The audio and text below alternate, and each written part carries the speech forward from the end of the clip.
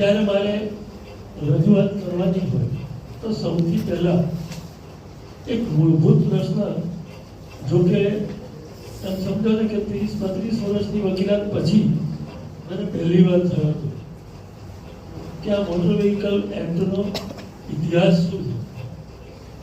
મને 32 વર્ષ પછી થયો હતો, મેં પહેલાં નથી આ વિચાર્યું. અને એ વખતે મારા એક જુનિયર કલીગ હતા, એને LLMની પ્રિપેરેશન કરાવતો હતો. અને LLMની પ્રિપેરેશનમાં એમને એક નોન ડોક્ટ્રિનલ રિસર્ચ અને ડોક્ટ્રિનલ રિસર્ચ ટોપિક્સ આપવાના હોય છે. એની પ્રિપેરેશન દરમિયાનમાં મેં પહેલી વાર જોયું કે મોટર વ્હીકલ એક્ટ એ ક્યારથી અમલમાં આવ્યો.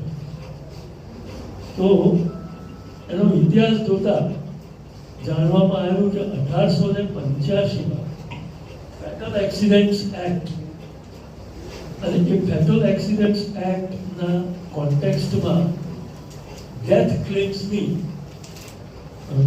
ડિસિઝન લેવાતા હતા. 1914માં બ્રિટિશ લેજિસ્લેશન દ્વારા બ્રિટનનો મોટર વ્હીકલ એક્ટ અમલમાં આવ્યો. એ પછી 1930માં રોડ ટ્રાફિક એક્ટ, અને આ બધા કાયદાઓનું સંમિશ્રણ કરીને ભારતીય પરિપ્રેક્ષ્યમાં 1939માં મોટર વ્હીકલ એક્ટ અમલમાં આવ્યો. એ 1939માં જે મોટર વ્હીકલ એક્ટ અમલમાં આવ્યો અને એની જોગવાઈઓ જે હતી એ પ્રમાણે લો ઓફ ટોર્ટ્સના પ્રિન્સિપલ ઉપર અકસ્માત વળતર અરજીઓનું નિરાકરણ થતું હતું. લેટ મી ટેલ યુ, એ વખતે અકસ્માત વળતર અરજી શબ્દ નહોતો વપરાતો. It was being treated as a civil suit. એ 1956માં આ મુદ્દા ઉપર લેજિસ્લેચરે એવું નક્કી કર્યું કે આપણે સેપરેટ ટ્રિબ્યુનલની રચના કરી, અને એ સેપરેટ ટ્રિબ્યુનલની રચના બાદ એને અકસ્માત વળતર અરજી તરીકે ઓળખાવાનું શરૂ થયું. હવે ટ્રિબ્યુનલની રચના તો થઈ ગઈ, પણ એના માટેના જે નિયમો રાજ્ય સરકાર દ્વારા બનાવવામાં આવ્યા,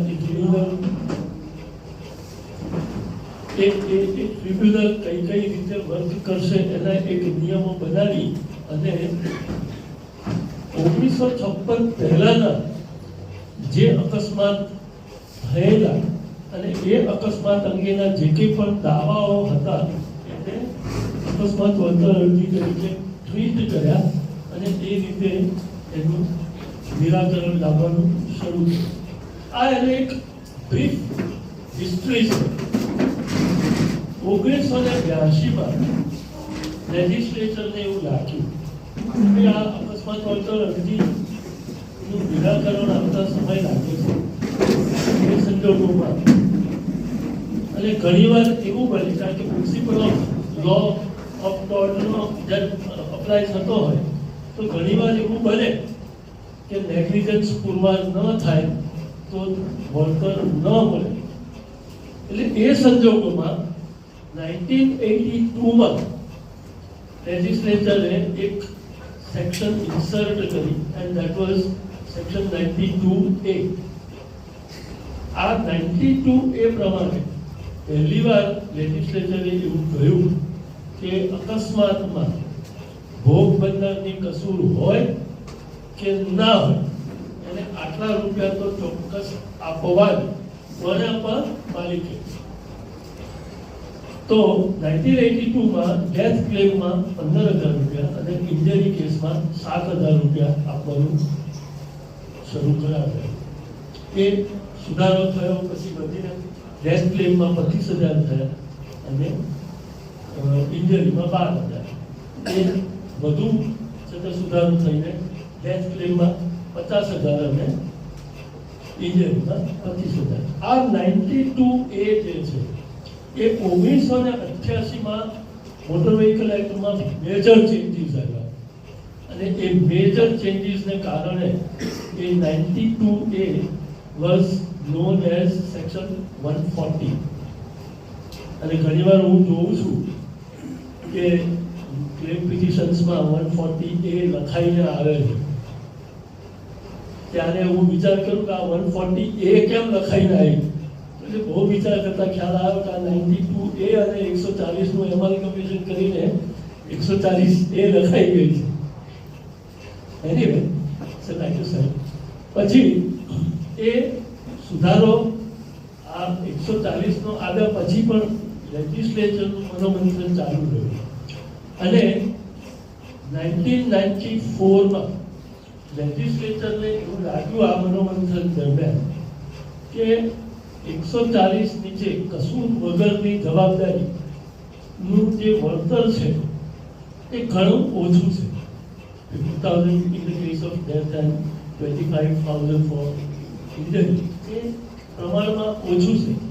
એટલે 163A સેક્શન ઇન્સર્ટ કરી એમેન્ડમેન્ટથી 1994માં અને એ 163A પ્રમાણે એક શિડ્યુલ નક્કી કરવામાં આવ્યું કે ભાઈ આ શિડ્યુલ પ્રમાણે અકસ્માતમાં ભોગ બનનારને એની કસૂર હોય તો પણ આટલા પ્રમાણમાં તો વળતર ચૂકવવું જ.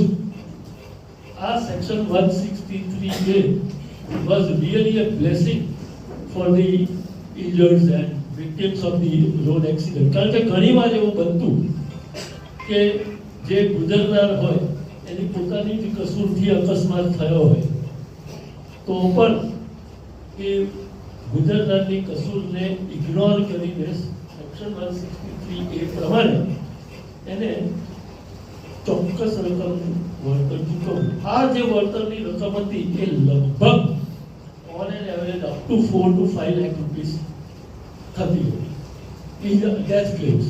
ઇન્જરીમાં એ વેરી થતી હતી.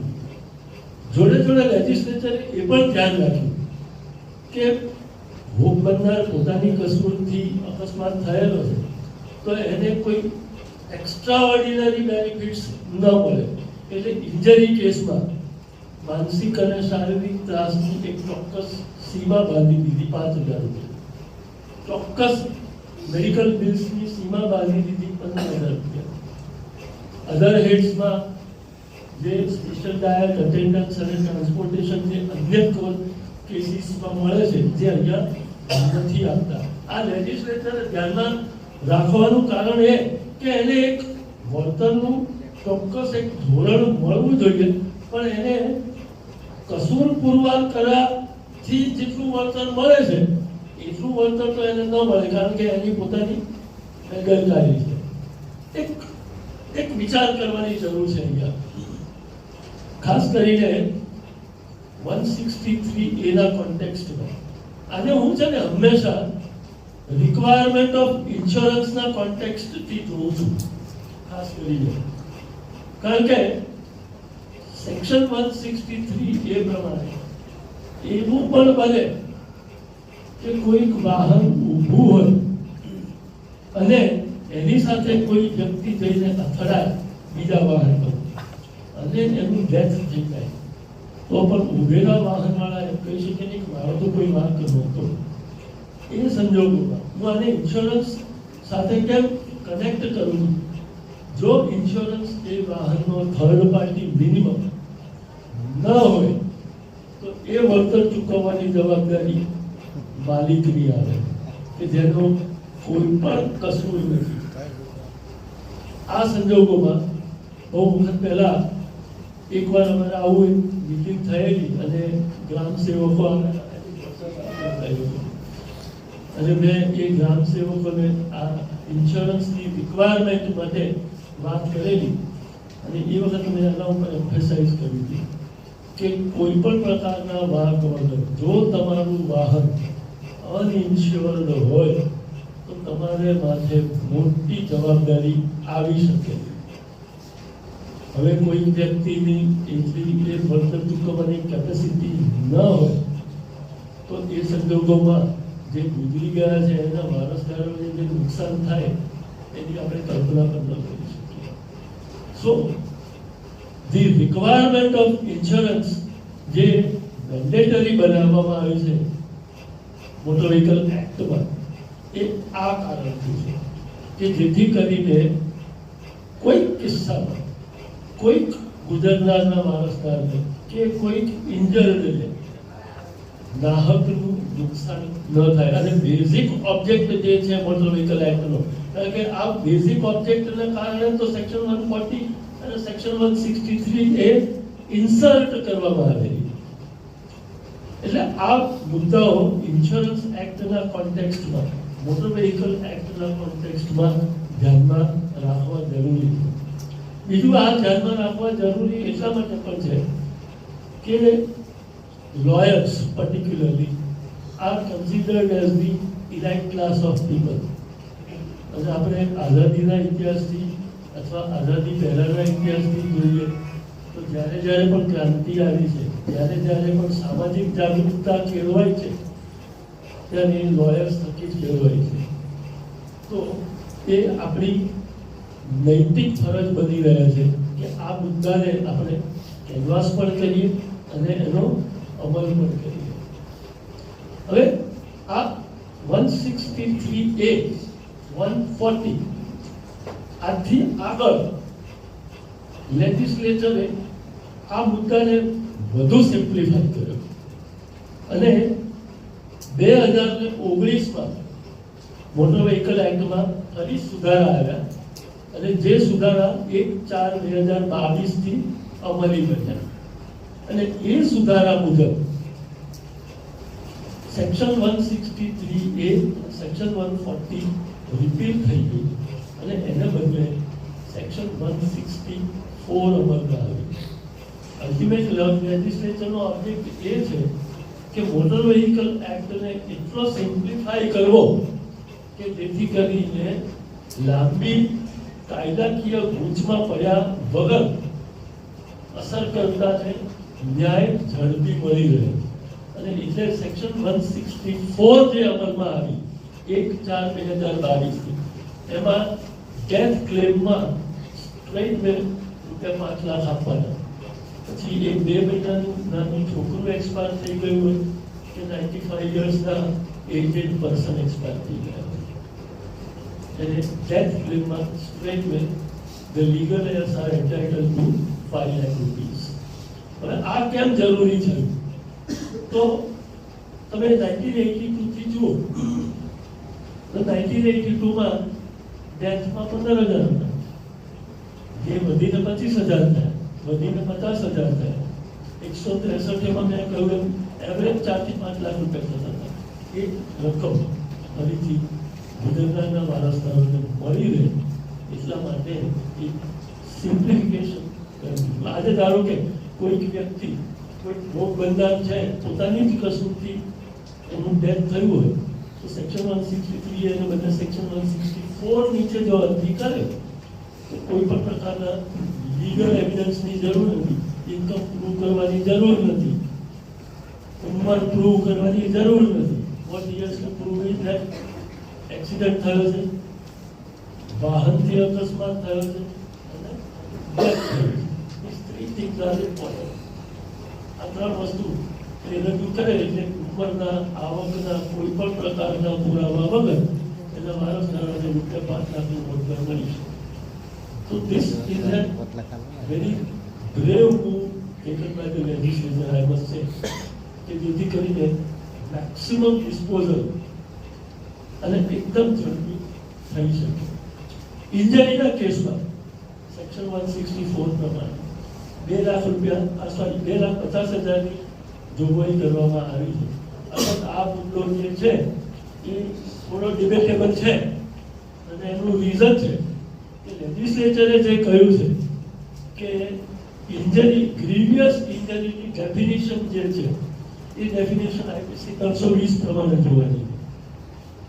320 પ્રમાણે ગ્રીવિયસ ઇન્જરીની ડેફિનેશન અને મોટર વ્હીકલ એક્ટના કોન્ટેક્સ્ટમાં ગ્રીવિયસ ઇન્જરીની ડેફિનેશન એ બંને અથવા એનું ઇન્ટરપ્રિટેશન એ બંને અલગ અલગ થઈ શકે. થાય જેવું જરૂરી નથી, ન થાય એવું એ જરૂરી નથી. એટલે એ સંજોગોમાં આ મુદ્દો થોડોક ડિબેટેબલ છે બીજો મુદ્દો એમાં એ પણ ડિબેટેબલ છે કે ઇન્જરી કેસમાં 2.5 લાખ રૂપિયા આપવાનું લેજિસ્લેચરે 164માં કહ્યું, તો whether it is inclusive of medical bills or exclusive of medical bills, it is not clear. એટલે આ પર્ટિક્યુલર ઇસ્યુ જે છે કે જ્યાં સુધી જ્યુડિશિયલ ઇન્ટરપ્રિટેશન આનું કોઈ ન થાય ત્યાં સુધી આનું અત્યારે ક્લેરિટી થતી નથી. પણ છતાં એમ કહી શકાય કે કોઈક ગંભીર ઈજા હોય, હું ગંભીર ઈજાના કોન્ટેક્સ્ટમાં જ્યારે વાત કરું છું ત્યારે જેટલા અકસ્માત વળતર અરજીની વકીલાત કરે છે એ વકીલો સમજી ગયા છે કે ગંભીર ઈજા હોય કે પગનું ફ્રેક્ચર હોય, હાથનું ફ્રેક્ચર હોય અને medical bills reasonably one can understand કે એ સારા એવા પ્રમાણમાં થયા હોય તો એવા કિસ્સાઓમાં 2.5 લાખ રૂપિયાનું વળતર વ્યાજબી છે. પણ કેટલાક કિસ્સાઓ એવા હોય છે કે જેને ગંભીર ઈજાની વ્યાખ્યામાં લઈ શકાય નહીં, તો એવા કિસ્સાઓમાં આ મુદ્દો થોડોક ચર્ચાસ્પદ રહેશે. હવે આ અકસ્માત વળતર અરજીની જ્યારે આપણે વાત કરતા હોઈએ ત્યારે આપણે બીજો એક મુદ્દો ખાસ ધ્યાનમાં રાખવાનો જરૂરી છે અને એ છે કે section 3 of motor vehicle act. Section 3 of motor vehicle act એવું કહે છે કે કોઈ પણ વ્યક્તિ જે તે પ્રકારનું વાહન ચલાવતા હોય એ જ પ્રકારનું વાહન ચલાવવા માટેનું લાયસન્સ એની પાસે હોવું ફરજિયાત છે. હવે આ કેમ જરૂરી? તો આપણે એને કોન્ટેક્સ્ટમાં જોઈએ તો અકસ્માત થાય તો વળતર ચૂકવવાની જવાબદારી કોની બને છે? અકસ્માતમાં સંડોવાયેલા વાહનના માલિકની. આ વાહનના માલિકની જવાબદારી કેમ બને?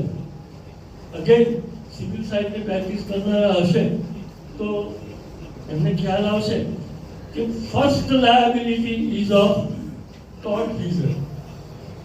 અલ્ટિમેટલી મોટર વ્હીકલ એક્ટ અને એની જે કંઈ પણ ડિસિઝન્સ આવે છે એ અપતૃત્યના કાયદા ઉપર આધારિત છે. તો first liability ease of tortfeasor. Who is the tortfeasor? Driver. પણ વાહન અકસ્માતના કિસ્સાઓમાં એ વાહનનું રજિસ્ટ્રેશન થયેલું હોય છે, એટલે એક રજિસ્ટર્ડ માલિક છે. અને એ કિસ્સામાં again ઇન્ટરપ્રિટિંગ law of tort further, એજન્ટના કોઈ પણ કૃત્ય માટે માલિક વાઇકેરિયસલી લાયબલ છે. એ જ પ્રિન્સિપલ અહીંયા લાગુ પડે છે. એટલે કે વાઇકેરિયસ લાયબિલિટી જે છે એ માલિકની બને.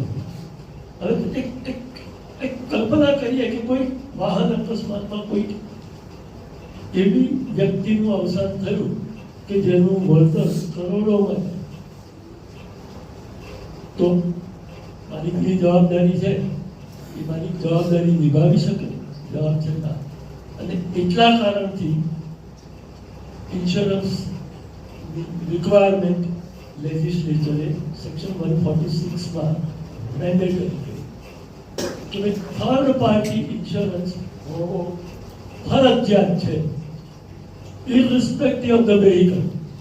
Minimum requirement is third party insurance. હવે આ થર્ડ પાર્ટી ઇન્સ્યોરન્સ જ્યારે લેવામાં આવે છે એ તબક્કે the insurance company comes into play. હવે ઇન્સ્યોરન્સ કંપનીની જે જવાબદારી છે એ વાઇકેરિયસ લાયબિલિટી નથી. ઇન્સ્યોરન્સ કંપનીની જે જવાબદારી આવે છે it is a contractual liability. હવે વીમા કંપની વાહનના માલિક સાથે એવો એક કરાર કરે કે તમારા વાહન થકી કોઈ પણ ત્રાહિત વ્યક્તિને ઈજા થશે, એનું અવસાન થશે કે ત્રાહિત વ્યક્તિના પ્રોપર્ટીને ડેમેજ થશે તો એનું વળતર તમારા વતીથી અમે ચૂકવીશું. આ કઈ જવાબદારી? It is a contractual liability. Section 124 contract of indemnity. Right. હવે આ કોન્ટ્રાક્ટ ઓફ ઇન્ડેમનિટી જ્યારે હોય તો એ સંજોગોમાં વીમા કંપની એવું કહી શકે કે ભાઈ તમારી જે કંઈ પણ જવાબદારી છે એની ઇન્ડેમનિફિકેશનની અમે જવાબદારી સ્વીકારીએ છીએ, પણ રિસ્પેક્ટ ટુ સર્ટન કન્ડિશન્સ. અને એમાં પહેલી કન્ડિશન આ હોય છે કે તમે કે તમારા વતી કોઈ પણ વ્યક્તિ વાહન ચલાવશે અને એની પાસે જે તે વાહન ચલાવવાનું અમલી લાયસન્સ હશે તો જ અમે આ જવાબદારી ઇન્ડેમનિફાઈ કરીશું, અધરવાઇઝ નોટ. એટલે આ જે મુદ્દો જે કોન્ટ્રાક્ટ ઓફ ઇન્ડેમનિટીને કોમ્પ્લાય કરવાનો છે એના માટેની સૌથી પહેલી અને mandatory requirement is driving licence. Section 3 motor vehicle act એવું કહે છે કે જે વ્યક્તિએ લાયસન્સ ધરાવતા હોય, જે પર્ટિક્યુલર વાહન ચલાવતા હોય, એવું નથી કે એની પાસે 2 વ્હીલરનું લાયસન્સ હોય અને કાર લઈને જાય, that is not a valid licence. Car લઈને જતો હોય તો કારનું જ લાયસન્સ જોઈએ, 2 વ્હીલર લઈને જતો હોય તો 2 વ્હીલરનું જ લાયસન્સ જોઈએ. રાઈટ. હવે આ મુદ્દા ઉપર લેજિસ્લેચરે સેક્શન 10 કેટેગરીઝ આપી કે કયા કયા પ્રકારના વાહનોના અલગ અલગ પ્રકારના લાયસન્સ ઇસ્યુ કરવામાં આવશે. હવે પ્રાયર ટુ 1994 કમર્શિયલ વેહિકલ્સ જે હતા એ કમર્શિયલ વેહિકલ્સને પાછા 3 કેટેગરીમાં ડિવાઈડ કરવામાં આવી. લાઇટ કમર્શિયલ વેહિકલ એટલે light goods vehicle, light passenger vehicle, light medium goods vehicle, medium passenger vehicle, heavy goods vehicle અને હેવી પેસેન્જર વેહિકલ. અને દરેકની અલગ અલગ કેટેગરી, દરેકનું વેઇટ ડિસાઇડ કરવામાં આવેલું કે 7500 કિલોથી ઓછા વજનવાળું વાહન હશે તો એ લાઇટ ગુડ્સ વેહિકલ અથવા લાઇટ પેસેન્જર વેહિકલ કહેવાશે. 7500 થી 12500 હશે તો મીડિયમ ગુડ્સ કહેવાશે, અને 12500 કરતાં વધારે હશે તો હેવી ગુડ્સ. આ 1994 સુધી આ રીતે અને આ પ્રકારે લાયસન્સ ઇસ્યુ કરવામાં આવતા, જેમાં ઘણી બધી અડચણો થતી હતી, એટલે ઘણી બધી અડચણો આવતી હતી, અને એવા કેટલા બધા કોમ્પ્લિકેશન્સને અંતે લેજિસ્લેચરે એવું ડિસાઇડ કર્યું કે કોઈ પણ પ્રકારનું કમર્શિયલ વાહન હોય, કોઈ પણ પ્રકારનું લાઇટ હોય કે heavy, we will make it one category, and that is transport category. So after this amendment it was a one category, transport category. Transport કેટેગરીનું જે વ્યક્તિ લાયસન્સ ધરાવતો હોય એ વ્યક્તિ એ લાઇટ ગુડ્સ પણ ચલાવી શકે, મીડિયમ ગુડ્સ પણ ચલાવી શકે અને હેવી ગુડ્સ પણ ચલાવી શકે. સેમ વે પેસેન્જર વેહિકલમાં પણ લાઇટ, મીડિયમ અને પેસેન્જર અને હેવી પેસેન્જર વેહિકલ સમાવેશ થઈ ગયો. આ સિમ્પ્લિફિકેશન એટલા માટે જરૂરી હતું કે ઘણીવાર લાઇટ ગુડ્સ વેહિકલનું લાયસન્સ ધરાવનાર વ્યક્તિ હેવી ગુડ્સ વેહિકલ ચલાવતો હોય એટલે ફરીથી આ તકરાર આવે કે we are not liable to indemnify the user. એટલે આ જે સિમ્પ્લિફિકેશન થયું એનો બીજો ફાયદો એ થયો લેજિસ્લેચરને અથવા આરટીઓ, ખાસ કરીને આરટીઓને, કે એનાથી એમનું કામનું ભારણ ઘણું ઘટ્યું, કારણ કે એક જ કેટેગરી. રાઈટ. તો આ સેક્શન 10 આ જે કંઈ પણ કેટેગરીઝ આપવામાં આવી એ કેટેગરીઝ પ્રમાણે લાયસન્સ ઇસ્યુ કરે, અને એ આ સુધારા પછી ખાલી એક ટ્રાન્સપોર્ટ કેટેગરી થઈ ગઈ. હવે સવાલ એ આવે કે આ જે લાયસન્સીસ છે જે કંઈ પણ ઇસ્યુ કરવામાં આવે એ લાયસન્સીસની મુદત કેટલી? એટલે 1919 સુધારા પહેલા 2019 સુધારા પહેલા એ કેટેગરી એવી હતી કે કોઈ પણ નોન ટ્રાન્સપોર્ટ પ્રકારનું લાયસન્સ કોઈને મેળવવું હોય, એ ટુ વ્હીલર હોય, ફોર વ્હીલર હોય કે non transport, even auto rickshaw હોય, નોન ટ્રાન્સપોર્ટ તો એ સંજોગોમાં જે તે લાયસન્સ ધારકને 20 વર્ષની મુદતનું અથવા એની ઉંમર 50 વર્ષની થાય ત્યાં સુધી એને લાયસન્સ ઇસ્યુ કરવામાં આવશે. I make it more simple. Say for example, કોઈની વર્ષ ઉંમર છે 29 વર્ષની છે, લાયસન્સ લેવા ગયા ત્યારે તો એને 20 વર્ષની મુદતનું લાયસન્સ મળે, નોન ટ્રાન્સફર. પણ કોઈની ઉંમર 32 વર્ષની છે તો એને 20 વર્ષનું ના મળે, એને 18 વર્ષનું મળે, એની ઉંમર 50 વર્ષની થાય ત્યાં સુધી. આ 2019ના સુધારા પહેલાની વાત છે. એ પછી દર 5 વર્ષે એને એક લાયસન્સ રિન્યુ કરાવવું પડે, 50 થી 55, 55 થી 60 એવી. 2019માં આ પર્ટિક્યુલર મુદ્દાઓ પર સુધારો એવો આવ્યો કે કોઈ પણ વ્યક્તિને જ્યારે લાયસન્સ લેવું હોય તો એને 40 વર્ષની ઉંમર સુધીનું લાયસન્સ મળશે, irrespective of his or her age. એનો એડવાન્ટેજ શું? 18 વર્ષની ઉંમરે એક વ્યક્તિ લાયસન્સ મેળવવા એલિજિબલ થાય.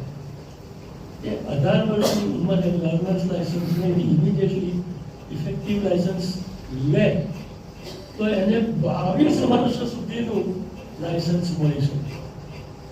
18 થી 40, કારણ કે હવે એને બીજી વોટેવર ઇઝ લેસર એવું નથી લેજિસ્લેચર કર્યું, 40 વર્ષની ઉંમર સુધી, એટલે એને 22 વર્ષ સુધીનું લાયસન્સ મળી શકે. અને એ પછી એને બીજું લાઈફ ફરીથી રિન્યુઅલ છે એ 10 વર્ષ એટલે 50, ફરીથી એને લાયસન્સ જ્યારે રિન્યુઅલ કરાવવા થાય છે ત્યારે 5 વર્ષનું નહીં, ફરી પાછું 10 વર્ષ. આનો એડવાન્ટેજ શું થાય કે ultimately in a long run administration માટે આ પ્રોસેસ છે એ સ્મૂથ કરવી. જેટલા આરટીઓમાં ફૂટફોલ ઓછા થાય એટલું એડમિનિસ્ટ્રેશનનું વર્ક ઘટે. આપણે સમયગાળો બહુ નાનો દેખાય છે, પણ આપણે ઇન્ડિયાના ટોટલ પોપ્યુલેશનના લાયસન્સ હોલ્ડર્સની કોન્ટેક્સ્ટમાં અને આરટીઓના પીપલના કોન્ટેક્સ્ટમાં જોઈએ તો એ ઘણો મોટો બેનિફિટ છે અને ઘણો મોટો એડવાન્ટેજ છે.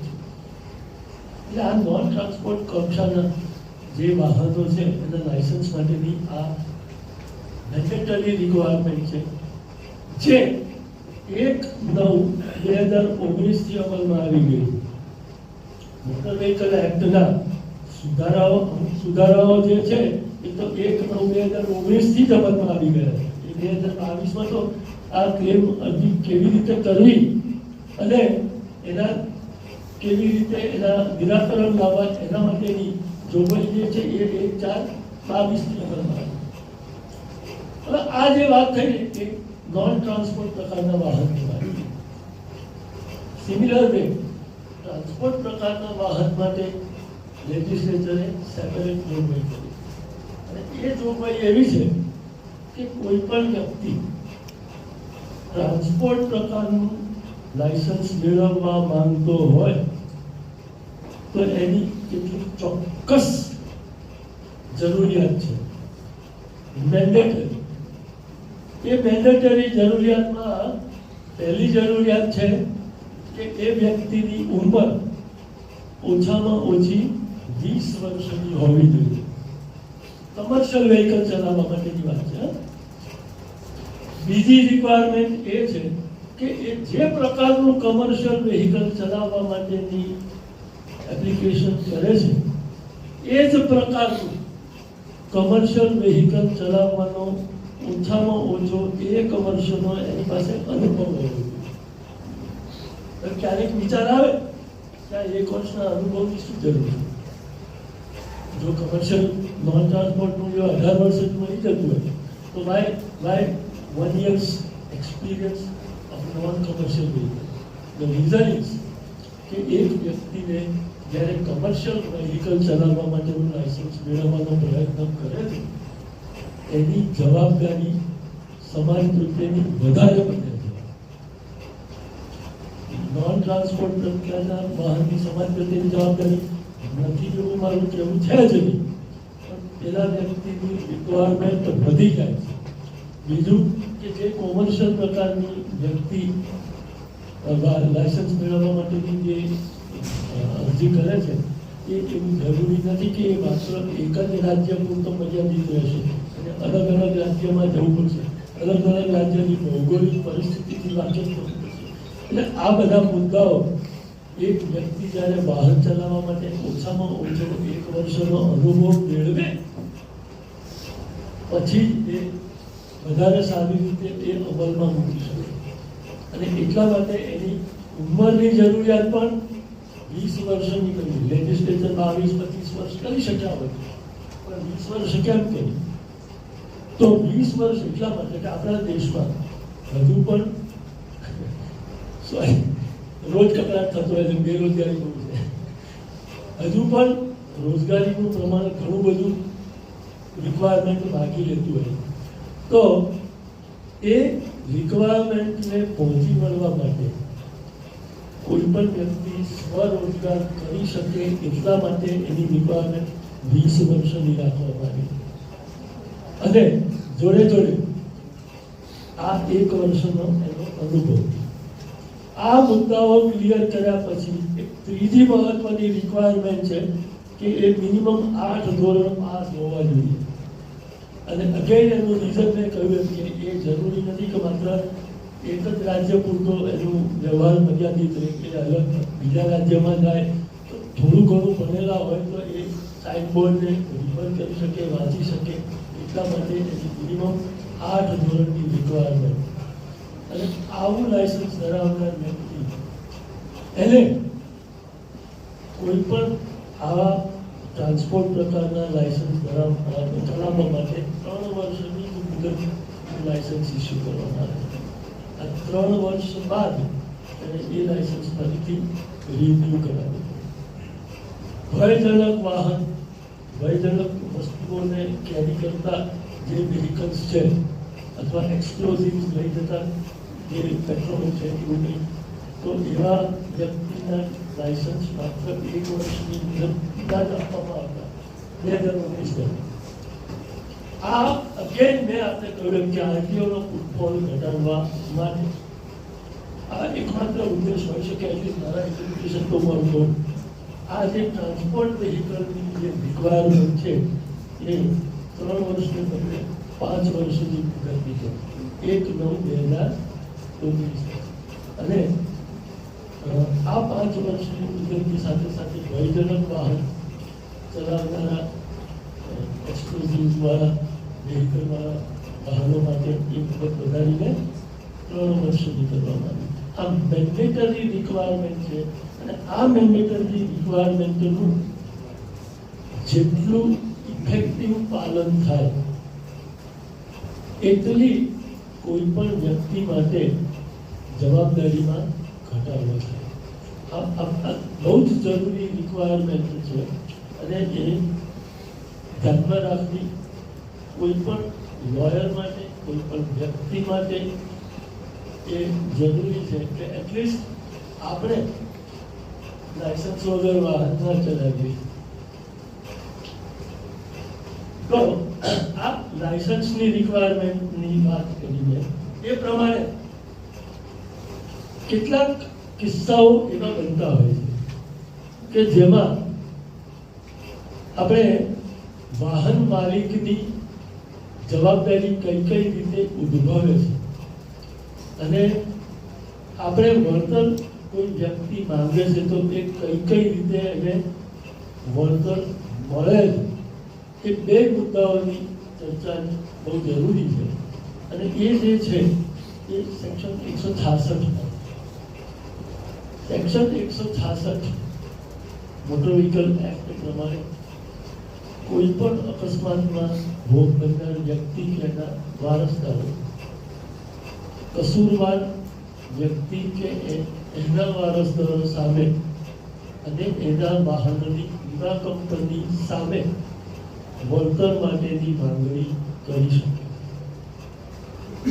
આ જે વળતર માટેની માંગણી છે એ એ જે તે અરજદાર જ્યાં રહેતા હોય ત્યાં અથવા જ્યાં અકસ્માત બન્યો હોય ત્યાં અથવા જ્યાં વાહનના માલિક કે વાહનની વીમા કંપની ધંધાનું સ્થળ હોય, રહેઠાણનું સ્થળ હોય ત્યાં વળતર અરજી કરી શકાય.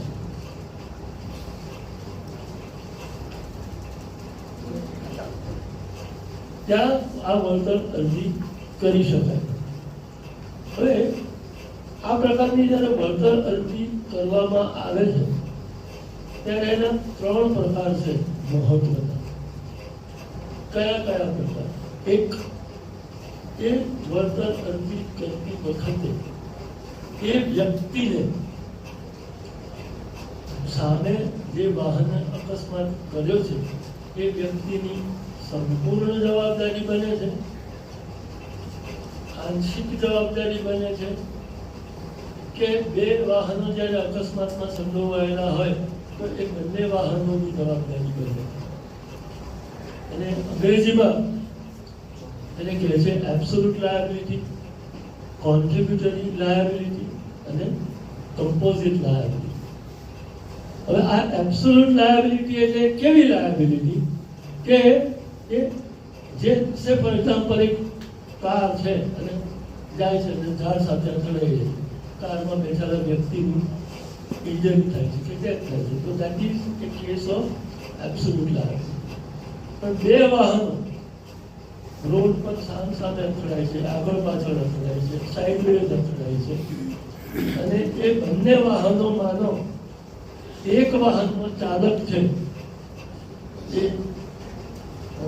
અકસ્માતમાં ઈજા પામે છે, તો એ સંજોગોમાં એ જે જવાબદારી છે એને કોન્ટ્રીબ્યુટરી લાયબિલિટી છે. પણ ધારો કે 2 વાહનો અકસ્માતમાં સંડોવાયેલા છે અને બેમાંથી એક વાહનના અંદર બેઠેલી વ્યક્તિ જે ચાલક નથી એ ઈજા પામે છે, તો એને કમ્પોઝિટ લાયબિલિટીના કોન્ટેક્સ્ટમાં એ કેસને જોવામાં આવે છે. હવે આ જે લાયબિલિટીનો જે પ્રિન્સિપલ છે એ લાયબિલિટીનો જે પ્રિન્સિપલ એ હંમેશા ડિસ્પ્યુટેડ રહેલો છે. કોઈ પણ કિસ્સામાં જ્યારે કોઈ વ્યક્તિ બીજી વ્યક્તિની બેદરકારી પ્લીડ કરે છે ત્યારે એને પ્રૂવ કરવી એટલી જ જરૂરી થઈ જાય છે. તો એ પ્લીડિંગ અને પ્રૂફ એ બેમાં ખાસ કરીને વાહન અકસ્માતના કિસ્સાઓમાં એવું જોવામાં આવે છે કે liberal interpretation of law of tort and evidence act થતું હોય છે. એટલું સ્ટ્રિક્ટ ઇન્ટરપ્રિટેશન નથી જેટલું ક્રિમિનલ લોમાં કે સિવિલ લોમાં જોવામાં આવતું હોય છે. પણ છતાં ઇટ ઇઝ એડવાઇઝેબલ કે જ્યારે પણ નેગ્લિજન્સ પ્લીડ કરતા હોઈએ ત્યારે શક્ય હોય ત્યાં તેવા કિસ્સામાં નેગ્લિજન્સ પુરવાર કરવી જોઈએ.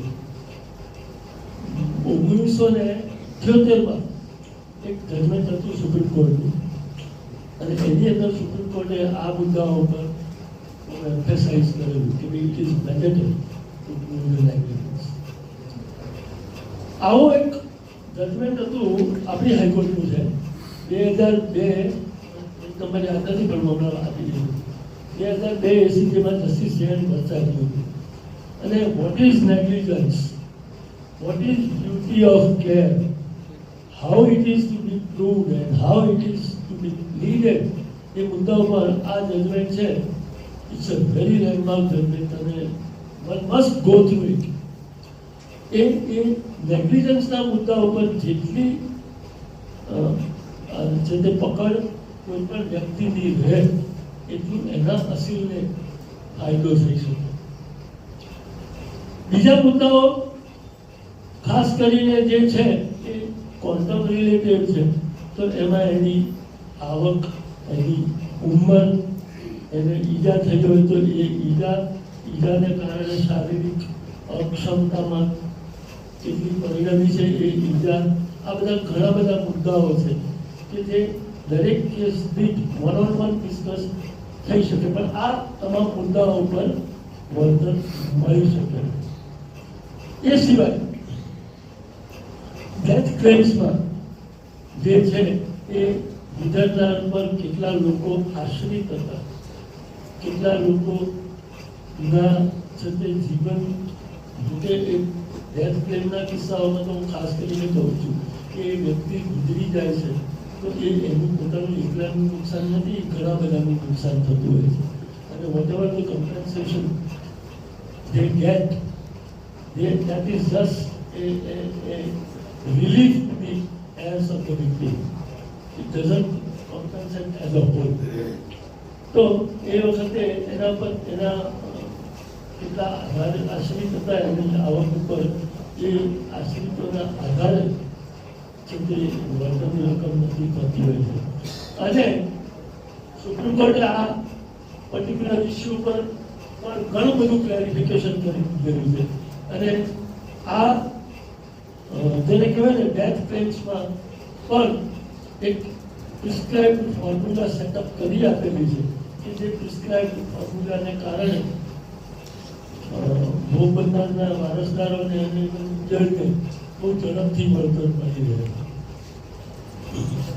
એટલે આ બધા ફેક્ટર્સ છે એ જ્યારે આપણે ધ્યાનમાં લઈએ તો ગુજરનારના વારસદારોને ખાસ કરીને અને અરજદારોને જે અકસ્માતમાં ભોગ બનેલા એને વળતર આપણે યોગ્ય રીતે અપાવી શકીએ, પણ પ્રોવાઇડેડ આપણને એ મુદ્દાની માહિતી હોય. હવે સૌથી મહત્વની બાબત જે અત્યારે 2019ના કોન્ટેક્સ્ટમાં અથવા એના સુધારાના કોન્ટેક્સ્ટમાં કહું તો એ સેક્શન 166(3) છે કે જે સેક્શન પ્રમાણે એક ચોક્કસ મુદત નક્કી કરી આપવામાં આવી છે. અકસ્માતની તારીખથી 6 માસમાં વળતર અરજી ફાઇલ કરવી ફરજિયાત છે. માત્ર 6 માસમાં. હવે આ જ્યારે સુધારો આવ્યો ત્યારે મેં એનો 1939 એક્ટથી બધું જોયું ત્યારે મારા ધ્યાનમાં એક મુદ્દો આવ્યો કે 1988 એક્ટમાં પણ આ 6 માસની મુદતની જોગવાઈ હતી. એ 1994માં જે સુધારો આવ્યો કે જેમાં આ જોગવાઈ નાબૂદ કરી. હવે 1988નો કાયદો જ્યારે મેં ફરી વાંચ્યો ત્યારે મારા ધ્યાનમાં એક બીજો મુદ્દો આવ્યો કે સેક્શન 166(3) જે છે એની સાથે લેજિસ્લેચરે એ વખતે એક પ્રોવાઇઝો મૂકેલો. અને એ પ્રોવાઇઝો એવો હતો કે કોઈ કિસ્સામાં 6 માસની મુદતની અંદર કોઈ વ્યક્તિ અકસ્માત વળતર અરજી ફાઇલ કરી શકે નહીં, અને ફાઇલ ન કરવા માટેના જો વાજબી કારણ આપે તો બીજા 6 માસ સુધી વળતર અરજી ફાઇલ કરવામાં થયેલો વિલંબ દરગુજર કરવો. આ જોગવાઈ 1988ના કાયદામાં હતી. આ પર્ટિક્યુલર પ્રોવાઇઝો 1994માં જે એમેન્ડમેન્ટ આવ્યું એમાં એ પ્રોવાઇઝોની પછી જરૂર જ લાગી એટલે પ્રોવાઇઝો ડિલીટ થઈ ગયો. એ પ્રોવાઇઝો 2019નો જે કાયદો આવ્યો એની અંદર મિસિંગ છે. હવે થાય કેવું કે within 6 months you have to file a death plea. If you don't do it, you are out. પણ લેજિસ્લેચરે એક મુદ્દો અંદર મૂકેલો છે સેક્શન 159. એ સેક્શન 159 પ્રમાણે એવી જોગવાઈ કરવામાં આવી છે કે અકસ્માત જ્યારે પણ થાય ત્યારે 48 કલાકની અંદર જે તે પોલીસે જે તે ટ્રિબ્યુનલને એક ફર્સ્ટ એક્સિડન્ટ રિપોર્ટ મોકલવો. આ ફર્સ્ટ એક્સિડન્ટ રિપોર્ટ પછી વિધિન 3 months જે તે પોલીસ અધિકારી જે ગુનાની તપાસ કરતા હોય તે એને એક ડિટેલ્ડ એક્સિડન્ટ રિપોર્ટ બનાવવાનો અને એ ડિટેલ્ડ એક્સિડન્ટ રિપોર્ટ એને જે તે ટ્રિબ્યુનલને, ક્રિમિનલ કોર્ટને, કારણ કે ક્રિમિનલ કોર્ટને તો 24 કલાકમાં ફરિયાદની કોપી પહોંચી જાય છે, એવી રીતે ટ્રિબ્યુનલને આ જે તે પોલીસ અધિકારીએ મોકલવાનું છે ટ્રિબ્યુનલ. અને ટ્રિબ્યુનલ એ ડિટેલ્ડ એક્સિડન્ટ રિપોર્ટ આવે એને ક્લેમ પિટિશન તરીકે ટ્રીટ કરશે એવું સેક્શન 166(4) જણાવવામાં આવ્યું. હવે અત્યાર સુધીનો આ લગભગ 1.5 વર્ષથી આ મુદ્દો ચાલે છે, 1.5-2 વર્ષો થયા, હજુ સુધી આનો સચોટ અમલ શરૂ થયો નથી. બહુ ઓછા કિસ્સાઓમાં ડિટેલ એક્સિડન્ટ રિપોર્ટના બેઝ ઉપર ટ્રિબ્યુનલ જે તે પક્ષકારને નોટિસ ઇસ્યુ કરે છે. મારી પાસે એક હમણાં આવી છે, પણ એ કિસ્સામાં મેં જ્યારે ટ્રિબ્યુનલ સાથે ચર્ચા કરી તો ઇવન ટ્રિબ્યુનલ ડલનનો ગણવામાં પણ કામ નથી કરવું. પરિસ્થિતિ આ છે. એટલે આ જે મુદ્દાઓ છે એ મુદ્દાઓને જ્યારે આપણે કોન્ટેક્સ્ટ ધ્યાનમાં રાખીશું તો એક વસ્તુ ચોક્કસ છે કે હું હંમેશા કહેતો હતો કે સાવચેતી એ જ સક્સેસ. સાવચેતી જો રાખી હશે તો એ પહેલી સફળતા છે. કારણ કે મને ખબર છે અને હું એનો એટલો ભોગ બન્યા છું. 2022ના ડિસેમ્બર મહિનામાં એક એક્સિડન્ટ થયો રાજસ્થાનમાં અને લગભગ અઠવાડિયા કે 10 દિવસ બાકી હશે 6 મહિના પૂરા થવાના. ક્લાયન્ટ આવ્યા મારી પાસે, મેં ભાઈ બીજું બધું તો પછી પેલા 24મી જૂને તારો ટાઈમ પૂરો થાય ને હવે I do not know why એ લોકો આવ્યા નહીં ફરીથી and they appeared again on 10th of July. After 15 days, there was a delay of only 15 days. I have filed the petition. I am waiting and I am working upon it. જોડે જોડે મેં એક આ મુદ્દો કર્યો જે મને પ્રત્યેક યોગેશ કહ્યો હતો. મેં રાઇટ ટુ ઇન્ફોર્મેશન એક્ટ નીચે જે તે ટ્રિબ્યુનલને અરજી કરી કે ભાઈ મને ઇન્ફોર્મેશન આપો whether you have received the detailed accident report or not. અને કન્સર્ન પોલીસ સ્ટેશન કહ્યું ભાઈ મને ઇન્ફોર્મેશન આપો whether you have sent it or not. બંનેમાંથી એક પાસેથી રિપ્લાય નથી આવ્યો.